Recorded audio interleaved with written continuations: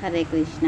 ಇವತ್ತು ಪನ್ನೀರ್ ಜಿಲೇಬಿ ಹೇಗೆ ಮಾಡೋದು ಅಂತ ಹೇಳ್ತೀನಿ ನೋಡಿ. ಮೊದಲು ಪನ್ನೀರು, ಸ್ವಲ್ಪ ಹಾಲು, ಸ್ವಲ್ಪ ಮೈದಾ, ಸ್ವಲ್ಪ ಚಿರೋಟಿ ರವೆ ಹಾಕಿ ಮಿಕ್ಸಿಗೆ ಹಾಕಿ ಇಟ್ಕೋಬೇಕು. ಇದಕ್ಕೆ ಒಂದು ಪಿಂಚಷ್ಟು ಬೇಕಿಂಗ್ ಸೋಡಾ ಹಾಕಿ ಕಲಿಸ್ಕೊಂಡಿಟ್ಕೋಬೇಕು. ಅದಕ್ಕೆ ಪಾಕಕ್ಕೆ 4 ಸ್ಪೂನ್ ಹಾಕಿದ್ದೀನಿ, ಅಂದರೆ ಚಿಕ್ಕ ಸ್ಪೂನ್ ಅದು. ಅದಕ್ಕೆ ಸ್ವಲ್ಪ ನೀರು ಹಾಕಿ ಪಾಕ ಮಾಡ್ಕೋಬೇಕು. ಸುಮ್ಮನೆ ಅದು ಕರ್ಕೋ ತನಕ ಅಷ್ಟೇ. ಅದಕ್ಕೆ ಹಿಟ್ಟಿಗೆ ಸ್ವಲ್ಪ ಫುಡ್ ಕಲರ್ ಹಾಕಿ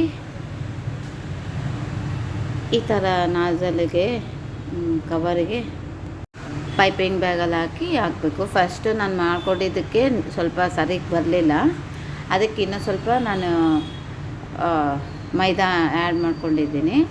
ಆಗ ಚೆನ್ನಾಗಿ ಬಂತು ನೋಡಿ. ಈಗ ಚೆನ್ನಾಗಿ ಬಂತು ನೋಡಿ. ಇನ್ನು ಸ್ವಲ್ಪ ಹಾಕ್ಕೋಬೇಕು, ನೋಡಿ ಕಲಿಸ್ಕೋಬೇಕು. ಅದು ಭಾಳ ಸ್ವಲ್ಪ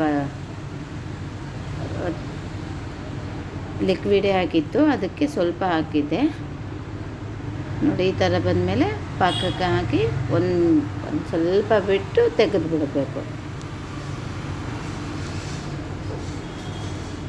ಟೇಸ್ಟ್ ಮಾತ್ರ ಭಾಳ ಚೆನ್ನಾಗಿ ಬಂದಿತ್ತು